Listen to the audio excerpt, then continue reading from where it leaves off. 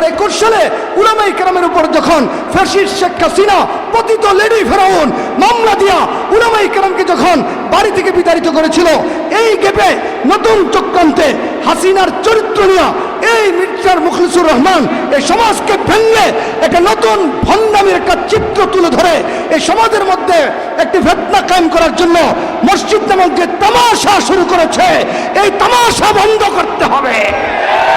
মসজিদের নামে তামাশা করতে দেওয়া হবে না, চলতে দেওয়া যায় না।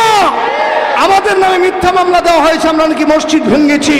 এই মিথ্যা মামলার জন্য আমরা প্রশাসনকে বলি দ্রুত ইনভেস্টিগেশন করে মিথ্যা মামলা প্রত্যাহার করুন।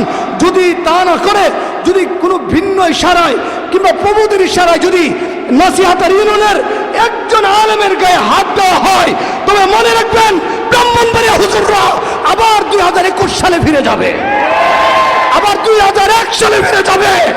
রক্তের ইতিহাস রচনা করলে কোন একজন আলেমের গায়ে একটা টুকরো আমরা বরদাস্ত করবো না।